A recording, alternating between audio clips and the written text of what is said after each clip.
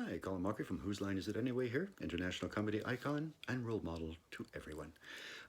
Today I'm going to read a little excerpt from the urban fantasy Soulstealer by Shane Bulwer.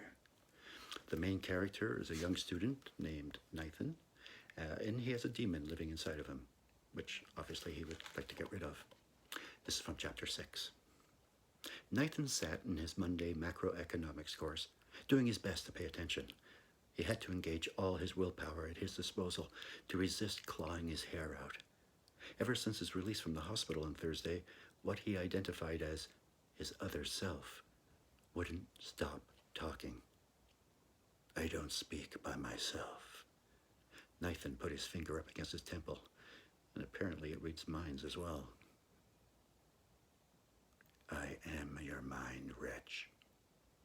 There is no difference. Whatever, he mumbled. The person next to him glanced in his direction.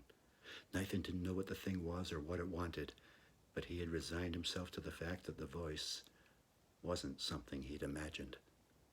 You know what I want. I require something. Something I won't give, Nythan answered. He pressed against his stomach, which made all manner of gurgles. It is inevitable. My hunger is insatiable.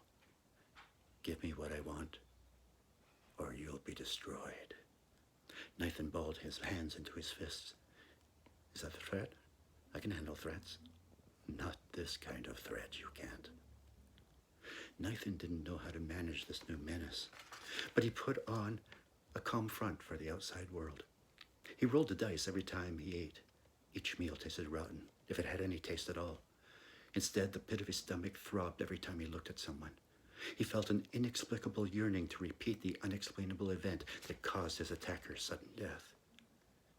It's as simple as breathing in and breathing out. Nothing to it. Nythan snarled. Except I almost die in the process, but the benefits last a lifetime. What benefits? Do you remember how magnificent you felt after our first feast? Nythan shuddered in his mind as he recalled the prickly feeling. You get used to the uncomfortable part. After that, there isn't anything left but to enjoy the euphoria of devouring a soul. Nythan made a small choking sound, his face contorting into an expression of pure disgust and alarm. His professor paused her lecture. Yes, Mr. Dwienz? Nothing, ma'am.